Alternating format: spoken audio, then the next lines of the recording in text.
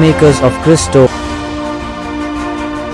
இயேசுவில் அன்பார்ந்த சகோதர சகோதரிகளே, தொடக்க நூல் 30வது அதிகாரம் 43வது வசனத்திலே பார்த்தால் யாக்கோபு செல்வனாக மாறுகின்றான். ஆபிரகாமுடைய சந்ததி ஈசாக்கு பணக்காரர், யாக்கோபு பணக்காரர், யோசேப்பு பணக்காரர். அப்ப அவருடைய வம்சங்கள் எல்லாம் ஆசீர்வதிக்கப்படுகிறது. செல்வம் இல்லாத ஒருத்தன் இல்ல. கடவுள் யாரையெல்லாம் தொடுகிறாரோ, யாரையெல்லாம் தேர்ந்தெடுக்கிறாரோ அவன் செல்வனாக மாறுகின்றான், பணக்காரனாக மாறுகின்றான்.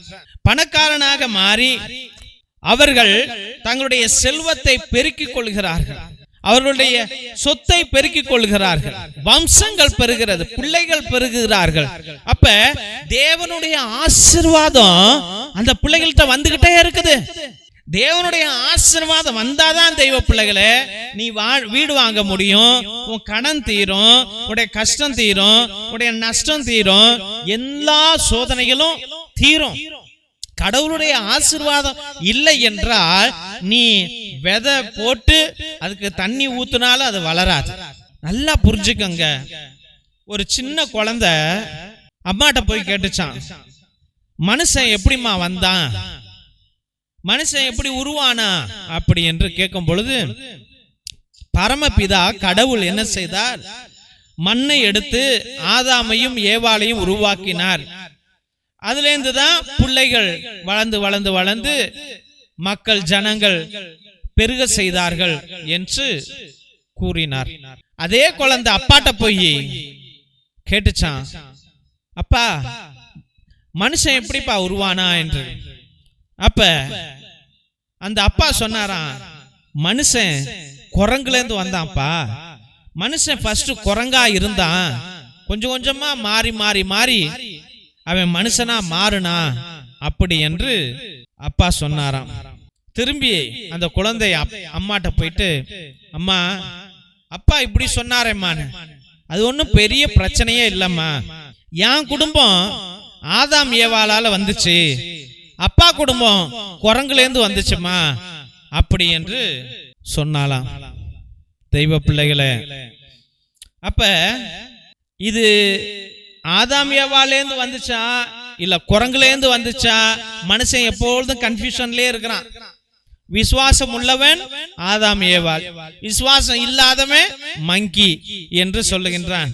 அப்ப தெய்வ பிள்ளைகளே, இதுல எது முக்கியம் என்றால் மங்கியையும் ஒருத்தர் உருவாக்குனார் இல்லையா, ஆதாம் ஏவாளையும் ஒருத்தர் உருவாக்குனார் இல்லையா. அவர் டிவைன் பீயிங், அவர் பவர்ஃபுல் பீயிங், அவர் omnipresent, அவர் omniscient, அவர் omnipotent. தெய்வ பிள்ளைகளே, அவர் சக்தி வாய்ந்தவர், எங்கும் வியாபித்திருக்கிறார், எதிலும் வியாபித்திருக்கிறார், உன்னிலும் இருக்கிறார், என்னிலும் இருக்கிறார். அதுதான் நான் சொல்ல விரும்புறேன். என்னவென்றால் யாக்கோபுடைய வாழ்க்கையிலும் ஆசீர்வாதங்கள் வந்தது. ஆபிரகாம்கிட்ட இருந்த ஆசீர்வாதம், யாக்கோபுட்ட இருந்த ஆசீர்வாதம், யோசேப்புட்ட இருந்த ஆசீர்வாதம் இவர்கிட்டயும் இருந்துச்சு. அப்ப இந்த ஆசீர்வாதம் உன்னிட்டையும் இருக்குது, உன் அம்மா அப்பாட்டையும் இருந்துச்சு, உன்னுடைய பிள்ளைகள்ட்டையும் இருக்குது. அதனால்தான் உனக்கு சொத்து சேருது, அதனால்தான் உனக்கு பணம் சேருது. ஆனால் தெய்வ பிள்ளைகளே, பணம் சொத்து இதுன்னு நம்ம பேசும் பொழுது நம்ம உள்ளம் குத்தும். அடி பாவி, ஏண்டா குத்துது தெரியலையே. தெய்வ பிள்ளைகளே, நீ மூணே இதுக்கு தான் நீ உருவாக்கப்பட்ட. என்னன்னா, ஒன்று நீ திருமணமாகி புள்ள பெறுவதற்காக உருவாக்கப்பட்ட, இன்னொன்று உன் உடலை பார்த்துக் கொள்வதற்காக நீ உருவாக்கப்பட்ட, மூன்றாவதாக நீ சொத்து சேர்ப்பதற்காக உருவாக்கப்பட்ட. இந்த சொத்துங்கிறது உன்னுடைய டேலண்ட். ஆண்டவர் 6 அறிவு கொடுத்திருக்கிற, அதை பயன்படுத்துற, அது சரியான வழியில பயன்படுத்து. இரண்டாவதாக உன்னுடைய ஹெல்த் இம்பார்ட்டன்ட். வெல்த் எல்லாம் இருந்தும் ஹெல்த் இல்லைன்னா புகையா போச்சு. 100 கோடி இருந்தும் உன்னுடைய ஹெல்த் சரியில்லைன்னா வீணா போச்சு. அப்ப தெய்வ பிள்ளைகளே, உனக்கு என்ன முக்கியம்? உன்னுடைய குடும்பம் உனக்கு முக்கியம், உன்னுடைய சொத்து முக்கியம், உன்னுடைய ஹெல்த் முக்கியம். இது 3 மட்டும் பாதுகாத்துக்கடா. நீ டென்ஷன்ல அலையிற. இன்னைக்கு ஏகப்பட்ட பிள்ளைங்க டென்ஷன் பாரம் ஐயோ நான் டிப்ரெஷன் இருக்கிறேன் சுவாமி, ஐயோ நான் மாத்திரை எடுத்துக்கிட்டு இருக்கிறேன் சுவாமி, ஐயோ என் புள்ள பயந்து போய் இருக்குது சுவாமி. ஏனென்றால் உனக்கு தெரியல நீ எப்படி வாழணும்னு. அப்புறம் எப்படி நீ உன் பிள்ளைக்கு கத்து கொடுப்ப?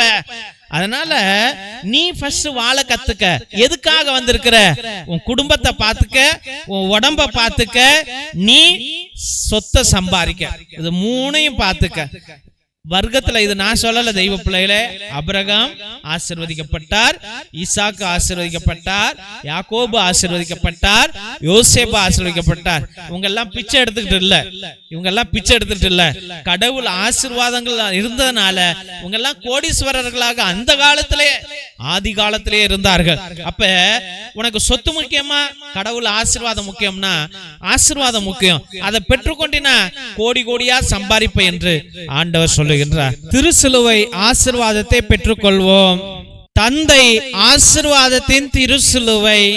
திருசிலுவை உனக்கும் உன் குடும்பத்திற்கும் வெளிச்சமாய் இருக்கிறது. நரக சர்ப்பம் உனக்கு அதிபதியாக வேண்டாம். சாத்தானே அப்பாலே போ.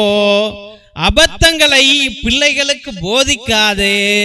நீ கொடுப்பது தீது, நீயே அந்த நஞ்சை உட்கொள். நற்கருணை ஆசீர்வாதத்தை பெற்றுக்கொள்வோம். எல்லாம் அல்ல இறைவன் தந்தை, மகன், தூய ஆவியார் உங்களையும் உங்கள் குடும்பத்தையும் ஆசீர்வதித்து வழிநடத்தி காத்தருள்வாராக. ஆமென், ஆமென், ஆமென். இறை இயேசுவில் அன்பார்ந்த சகோதர சகோதரிகளே, உங்கள் அனைவருக்கும் எங்களுடைய மனமார்ந்த நன்றிகளை தெரிவித்துக் கொள்கிறோம்.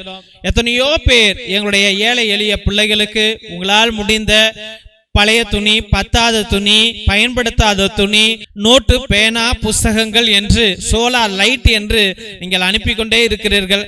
அதற்காக என்னுடைய மனமார்ந்த நன்றிகளை தெரிவித்துக் கொள்கிறோம். தெய்வ பிள்ளைகளே, நீங்கள் அனுப்பிய ஒவ்வொரு துணியையும், ஒவ்வொரு நோட்டு, புஸ்தகம், பேனாவையும் எங்களுடைய சபை ஸ்தாபகர் மோஸ்ட் ரெவரன் பிஷப் ஹிபோரா குசாலா மற்றும் எங்களுடைய சபை தலைவர் ரெவரன் ஃபாதர் கிஷோர் பாபு ஒவ்வொரு நாளும் ஏழை எளிய பிள்ளைகளுக்கு அதை பகிர்ந்து கொண்டே இருக்கிறார்கள். அதை தான் இந்த போட்டோல நீங்க அனைவரும் பார்த்து கொண்டிருக்கிறீர்கள். மற்றுமாக உங்களால் முடிந்த அளவுக்கு உங்களுடைய உற்றா உறவினரிடம் சொல்லி கூட இந்த பழைய துணி, பத்தாத துணி, பயன்படுத்தாத துணிகளையும் மற்றுமாக ஏதாவது நோட்டு, பேனா, புஸ்தகங்களை கூட நீங்கள் தொடர்ந்து அனுப்பும்படியாக அன்போடு வேண்டுகின்றோம்.